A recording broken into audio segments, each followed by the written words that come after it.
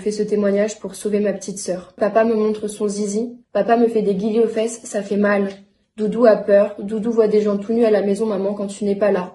Papa fait pipi sur mon tapis blanc de chambre. Elle a fait pipi dans la chambre. Il y a eu une expertise scientifique du tapis de chambre de ma petite sœur qui s'est avérée positive. Du sperme a été retrouvé dessus. Malgré tous ces éléments, ma petite sœur a quand même dû aller chez son père un week-end sur 2 et la moitié des vacances. Je suggère que Chéri vienne vous expliquer l'un des autres meurtres d'enfants. Est-ce que tu es d'accord?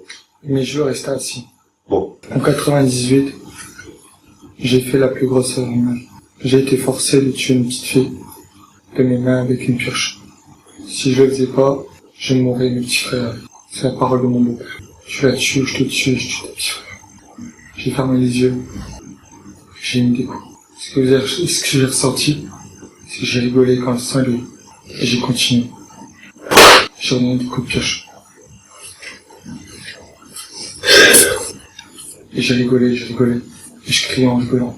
Et c'est monstrueux. Donc il y a bel et bien en effet des meurtres d'enfants. Elle me décrit clairement que il y a des cages avec des enfants qui sont en danger, qui sont enfermés là-dedans. Avec toutes les preuves que j'ai, j'arrive pas à sauver mes enfants. Certains responsables haut placés étaient des tripoteurs et ensuite ont fait des carrières. Bien entendu. Mais le monde politique et le monde de la justice française en est plein. On m'avait enlevé mes enfants pour avoir dénoncé la pédocriminalité. Et voulaient désormais y inclure leur fillette de 12 ans. Photo d'elle à l'appui, en maillot de bain. Son père, ancien juge des enfants il y a une quinzaine d'années, a été laissé libre sous contrôle judiciaire.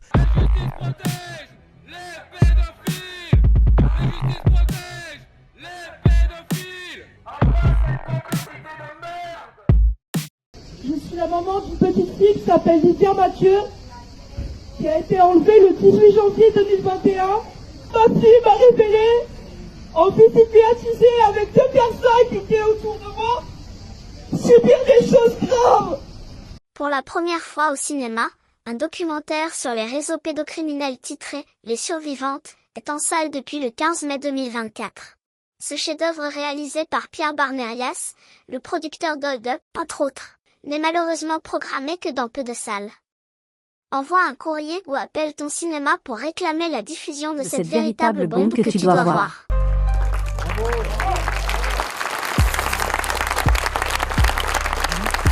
Geoffroy Blanqueur. C'est un film très poignant. Ça me touche énormément. Le film est absolument exceptionnel. Il y a un avant et un après. Je pensais pas que des choses pareilles pouvaient se produire et c'est vraiment un film qu'il faut voir. Il faut que j'arrête d'être dans le déni.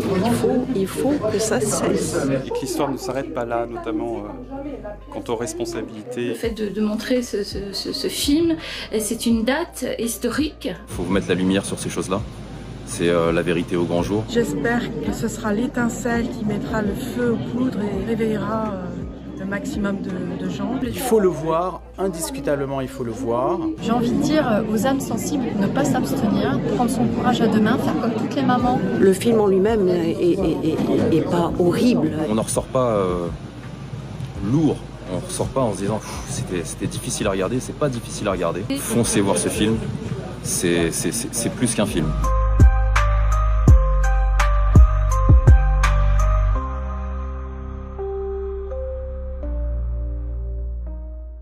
De très nombreux multirécidivistes sont en liberté. Un certain nombre d'entre eux feront d'autres victimes. Tu as peur pour tes enfants?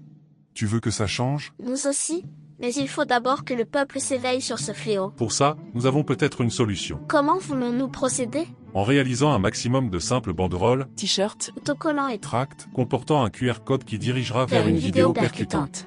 Pour commencer, ces effets seraient mis à la vue du public lors de nos rassemblements mensuels qui auront lieu le 2e samedi du mois, devant les tribunaux à 14h, heure précise.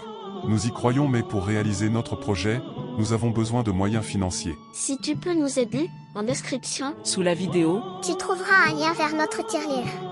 L'argent servira pour ce projet, uniquement pour ce projet. Merci. Grâce à toi, nous allons y arriver.